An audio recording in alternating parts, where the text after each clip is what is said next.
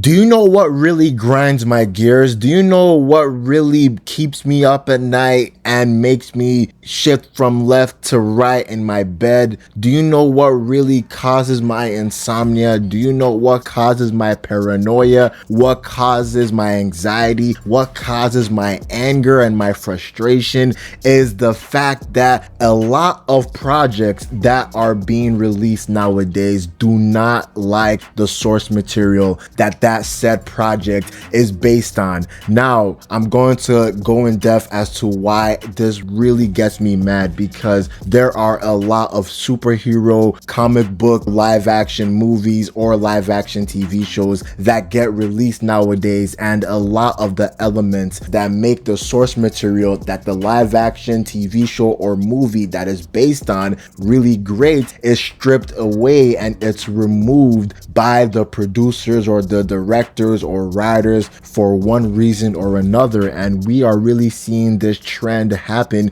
in the MCU. Now, the MCU was never really a one-to-one adaptation of the source material, but they still kept the real heart and the real soul of the character that they were adapting, like in the Iron Man 2008 movie and Captain America the First Avenger. Even though Bucky Barnes is supposed to be a little kid, in the real comics they made Bucky Barnes an adult. That really wasn't a problem, because the Bucky Barnes that was an adult still had the heart and still had the soul that the Bucky Barnes in the comics had. But as we're seeing post Endgame, we're seeing that Marvel and Disney, they are really taking a lot of liberties in just stripping away what made a lot of comic book characters great. Now, we are going to see Fantastic Four First Steps that's going to drop next month at the time of me recording, and that movie so far is really looking that they like the source material. But it seems that a lot of the more recent Marvel projects like Captain America Brave New World, some elements of Daredevil Born Again, and now their newest project that they just released, Ironheart, all these three projects that I just listed right now, it seems that Marvel doesn't really like the source material, man. You're going to ask me this question: yo, big bro, what do you mean that Ironheart does not like the source material? What do you mean that Ironheart is not comic book accurate? Well, I'm going to explain it like this, right? So Ironheart in the 616 comics, we all know her as this student that is a very, very smart student. She went to this MIT college. You know, her brains is really her biggest strength, and she is a big fangirl of Tony Stark, aka the Iron Man. And we all know that when Riri Williams, she is around age 15 to 16, she is still in that school. Remember, she goes to college as a teenager, and Riri reverse engineered old technology from an outdated Iron Man armor model 41, and she makes her own base model Mark suit that resembles an Iron Man suit. And remember, her mom does not like her own actions. Her mom does not want Riri to go down that route. She does not want her to start to emulate how these vigilantes and these superheroes are doing in the current time when she was 16. But we see that Iron Man himself, Tony Stark himself, he is so impressed, is so very surprised at how smart Riri is just as a teenager. And Tony actually just gives her a job. He basically gives her a free interview / orientation as his new protege, as his new sidekick, at the behest of Riri Williams' mom. And when we see Riri in the 616 comics, up until that point, she really now becomes a hero. During the Civil War era, when Iron Man was taking on Captain Marvel and they had their disagreements, Riri was on the side of Iron Man, because remember, she was a large, big, gigantic fan girl role of Iron Man. And even after that, after becoming Ironheart, after indulging in the Civil War activities, and even after creating her own AI of Tony Stark, because Tony was left in a big giant coma because of Captain Marvel when he was blasted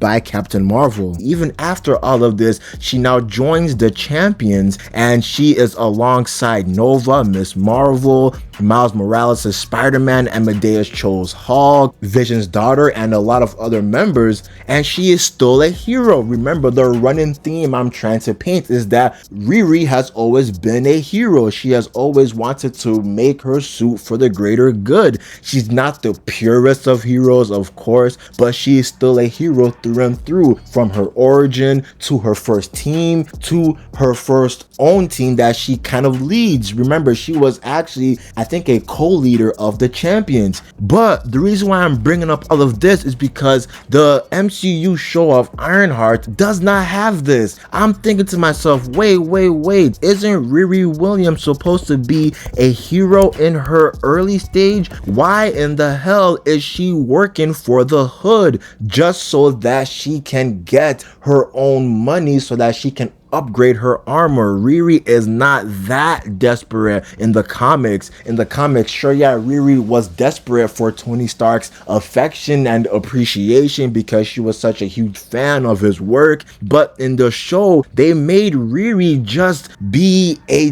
desperate person, just trying to get money, trying to do whatever it takes, even if it means committing a crime, even if it means causing the death of two people, because in the show, she inadvertently caused a security guard to be killed or mortally wounded when she was confronted by that security guard. But then the Hood now protected Riri by shooting a gun through Riri's armor, and it bounced off and hit the security guard. That security guard, I'm pretty sure he either died or he is mortally wounded. And Riri also caused the death of another person, and this person is the Hood's brother. The Hood's brother is working alongside the Hood and Riri and the Hood's entire gang.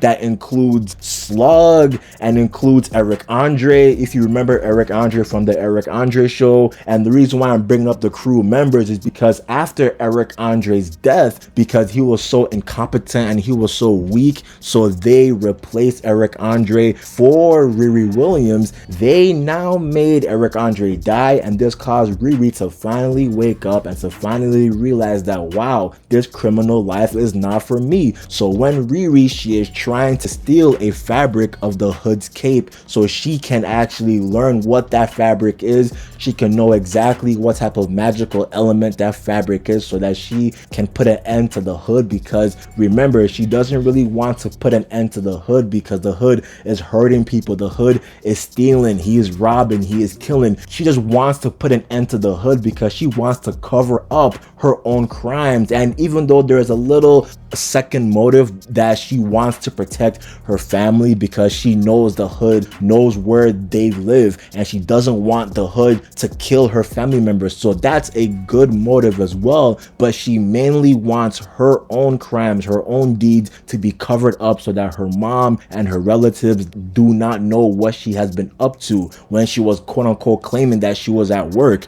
So she caused the death of the Hood's brother because the Hood's brother saw that Riri had a fabric of the Hood's cape, and the brother was trying to kill Riri, but Riri somehow inadvertently caused the brother to die because they were trapped in this type of facility, and this type of facility had a defense mechanism. And once this defense mechanism was turned on because of Riri's own incompetence, the doors now sealed, and it now sealed shut, and they now caused carbon dioxide to come from the vent, killing the brother. And Riri could have saved the brother. So in my honest opinion, they turned Ironheart into a villain. I'm thinking to myself, wow, you turned a fangirl who just wanted to be a hero like Iron Man. So I do not understand why in the MCU they turned her into a villain at first. Obviously, I'm not dumb to know that she will eventually turn into a hero later on in the series and in the MCU, because remember,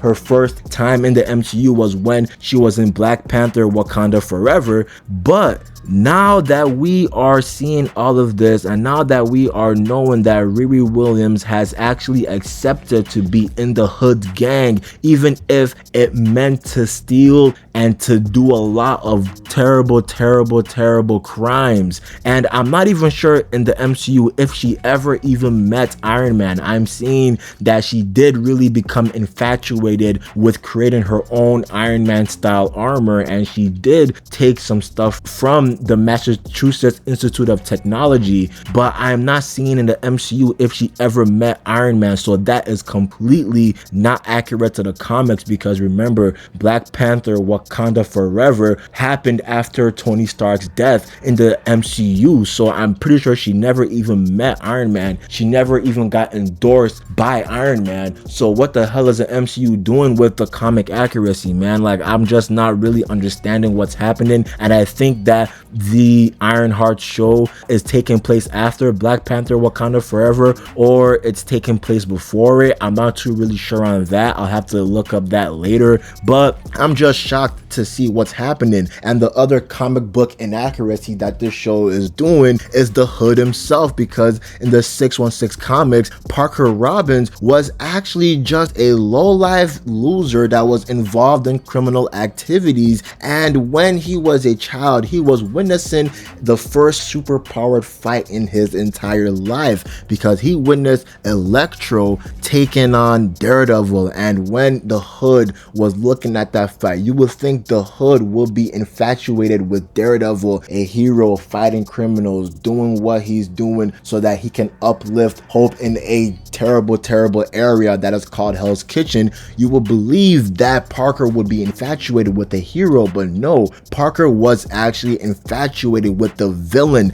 Electro. So his infatuation with crime and with getting power caused him to get that demonic hood. And when he got that demonic hood, he was actually a low-life criminal, still doing some low-life criminal activities inside New York. And he would later encounter some villains like Dormammu, Jack-O-Lantern, Madame Rapier, Shocker, and a lot of other villains in New York. But in this show, they really switched his entire origin and they made him from Chicago. And now that he is from Chicago, he has no ties to New York. He has never even seen Electro in the MCU, never even seen Daredevil so far in the MCU. The only thing that's accurate is the Hood origin. But the thing is, the Hood origin so far, it's seemingly accurate, but we know how the MCU is, and the MCU is probably going to become so inaccurate with the Hood's origin and with the Hood's actual Hood clothing. So man, I'm just thinking to myself that wow, even after episode 3,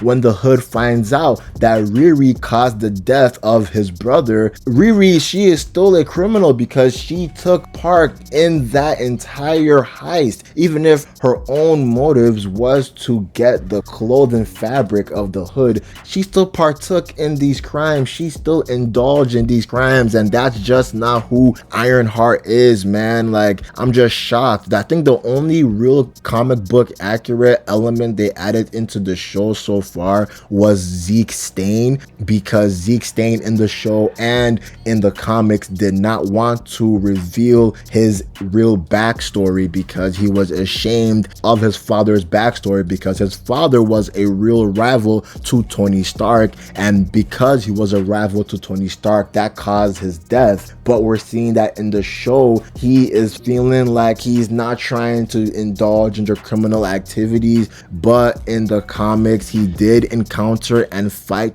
Iron Man in the comics, so we'll have to see if they go that route. But man, I'm not even gonna lie to you, bro, I don't really like this show so far because they are really running away from the source material. Now, I will tell you that I do like the practicality of Ironheart's costume and of Ironheart's entire suit, because her suit, I do think it's not nanotech. I do think that they did create a real practical suit for Ironheart, so I like that. And I also like how the CGI is looking, because when Ironheart is flying, it does look real, it does look good. So the CGI department looks good in my honest opinion. The title cards are really good for the first 3 episodes, especially when the one title card when Riri is falling down from the ground because the school expelled her and then I removed her access to any equipment from the school, so then she now fell and crashed down to the ground, and that title card was there. That looked good.